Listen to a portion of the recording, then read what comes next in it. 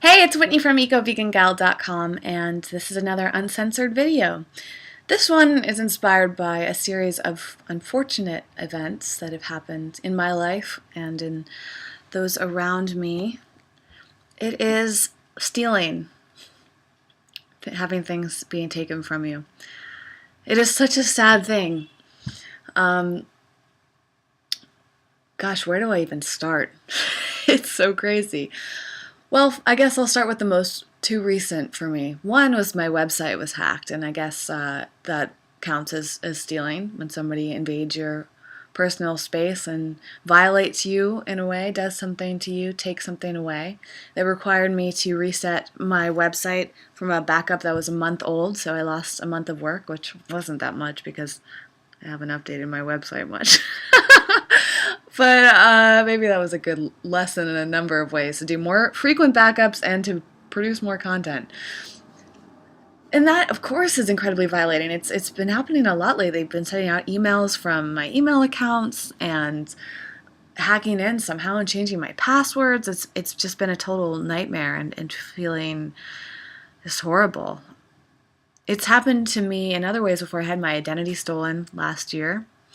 Somebody was using my Social Security account to create loans and borrowed money in my name. That was interesting. And it just makes you feel so vulnerable. You're like, why is this person doing this to me? You know, it's nothing personal.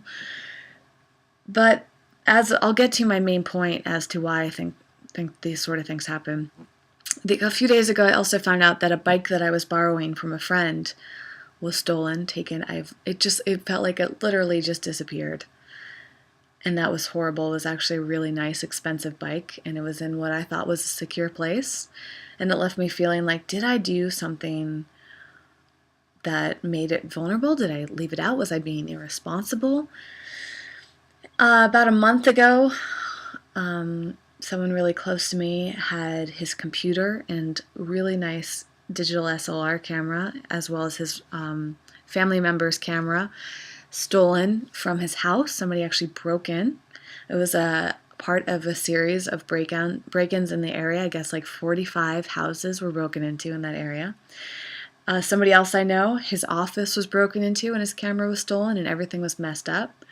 And then there are petty thefts, like my friend got a sweater stolen, you know, her favorite sweater, and a pair of boots that she left out for like less than 10 minutes and somebody just took them.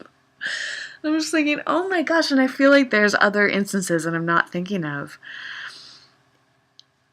It's so fascinating when people steal things, isn't it? It boggles my mind. I've had my car broken into. I had a computer stolen years ago. I guess like the fact that so many little events like this have happened in the past month has just really started to make me think. Is there something going on karmically, or is this just a total coincidence? Is it just part of life? I guess when you live in a big city, especially in this area of LA that I live in right now, it's known for that. But it's so sad. And the first thing that goes through my mind when these instances happen is, well, I suppose these people really needed it. They really needed the item that they stole, or they really needed the money. In the case of my website being hacked, I can't really figure out what the reason is. I guess that person needed the satisfaction of being able to break in, the satisfaction of that. Plus, with all the spam emails, clearly they needed to try to con people in. But with spam emails, isn't it? I don't even know. I don't know what the logic is behind them, but I think it's so you can put a virus on somebody's computer, and is the point of putting a virus just for fun, or is the point of putting a virus in there so you can steal people's information? I have no idea, but you know, it's just so sad though that people live these lives where they need that. They need the product so bad that they're willing to take it from someone. They would need the money to sell it so bad that the only thing they can think of is to steal something from someone else so that they can get this money and do whatever else. What is it? Buy drugs, alcohol, pay rent, get food. I don't know. And then needing the satisfaction of violating someone like that. It's really sad. And it's taught me some things. It's taught me that I should feel so thankful that I'm not in that position in my life. In fact, it's actually really interesting. It's a really interesting parallel. And perhaps if I look at it from an energetic perspective, because I always try to see these things as lessons, even though they might not be meant to be lessons, but I guess as part of the healing process, it's helpful for us to consider things as lessons in order to heal from them. The lesson I'm seeing here is the interesting parallels between what's going on in my own life. I've been in some interesting financial positions where I didn't know how I was going to pay for things, a month from now. My life is really up in the air, and I've chosen for it to be. I put myself in this position because, long story short, I don't want to work jobs just to make money, just to pay rent, just to pay for this or that. And I've chosen to live in areas of the country that are more expensive, and I choose to eat, really healthy food and live a lifestyle that tends to be pretty expensive. I've chosen all of this. And so I suppose the parallel there is, it's interesting that my choices have led to me not having as much money as I would like that would make me comfortable. But somehow I always find a way to get that money, and things always work out. And there was a few moments this past month where I felt incredibly stressed out and sad, depressed, and no idea where things are going to go. But in this moment right now, as I'm saying all this, I'm really realizing that I have it pretty damn good. And the fact that somebody has stolen things from me and people in my life shows me even more how fortunate I am, if you want to call it that, because I'm not at a point where I'm that desperate that I have to steal from other people.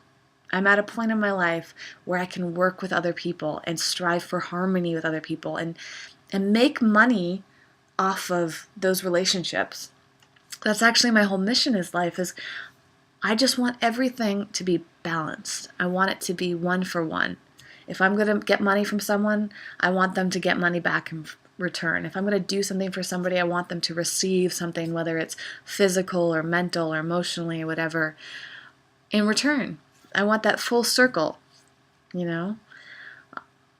The point of doing these videos is that I hope to inspire you as the audience to think about something, to put your life into perspective in that way, whatever it may be.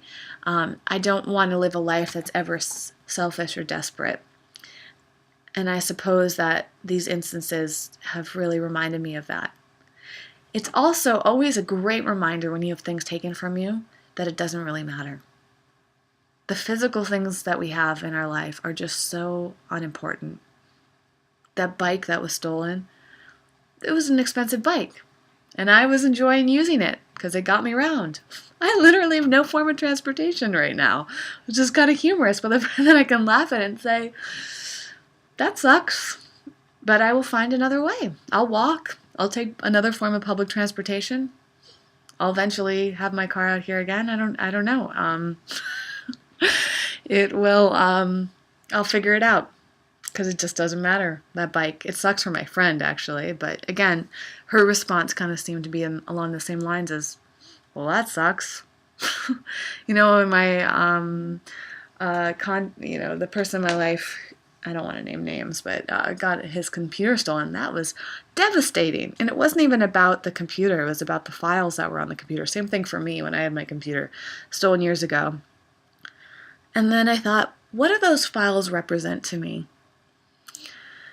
They mainly represent memories, because you can pretty much get everything back. The most devastating thing are things like photos. But photos are just memories. And it's interesting how we live in this culture that's so driven by photos and videos and all of these things that we do to kind of encapsulate our experiences, save them. Most of these things are things, well, I think all of these things are things that we could just simply remember. We might not be sharing them since they're in our own memories and nobody else knows what it was like if we didn't have a photo. But that's not really necessary, because in the end it's all about our own experiences, not about somebody else experiencing our experience, right? So you can really take a lot away from these violations in our life. I think it's a very humbling thing.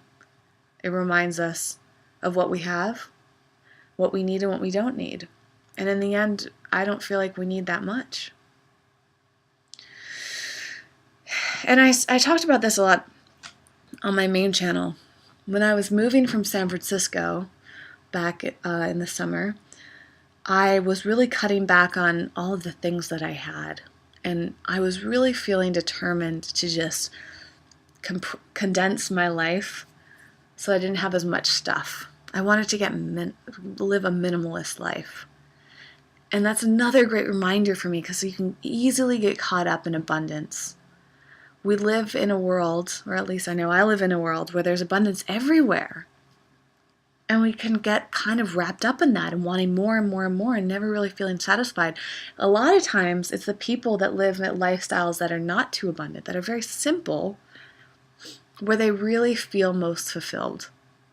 Because they're not making money just to buy more products or live in a nice place, have nice furniture, have a nice car, all of that.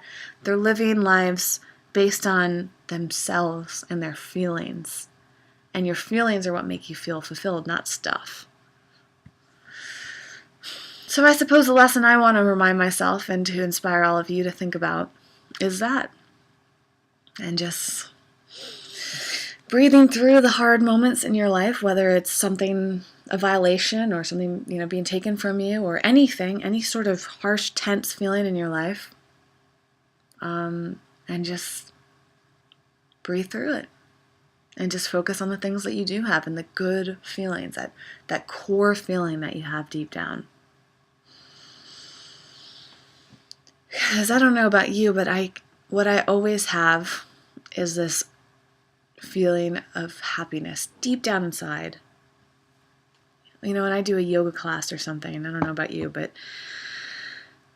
when you're doing all that deep breathing and you're going through all the movements and the flow, or even if you're sitting down to meditate, I can really easily get in touch with this sense of happiness. Even if I don't really think about it too much, I can feel it. And I hope everybody has that. I think everybody does deep down. Just some people it's a little bit more buried and a little harder to tap into. But that to me is all that really matters. And I think the good things in our lives are the things that help us get in touch with that more. When you're in love, you feel that happiness just overcomes you more. It's more brought out. It's not the surface. And when we're depressed, it's like things get buried on top of it for some reason. I don't know. It's so interesting. I'm sure there's obviously a lot more to it, but to me that's the way I'm seeing it at this very moment, of just the sense of it. And so if you can breathe through it and basically think of taking that breath as like pushing everything away. So if this was like a cluster of bad stuff, and just blowing it away and just seeing underneath it this sense of happiness and peace. None of all that stuff that's flown away doesn't matter anymore. So that is what I'm taking away from these hard experiences. And also sending positive thoughts towards the people that have done these things to me and my loved ones, and just saying, I hope that these people can find some peace and happiness in other ways.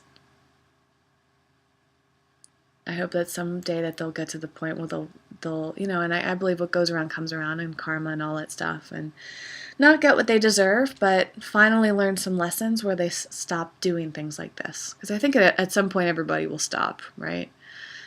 Maybe not all at the same time, unfortunately, but as individuals we stop, and hopefully when they stop, they apply the lessons they've learned and inspire other people. Okay.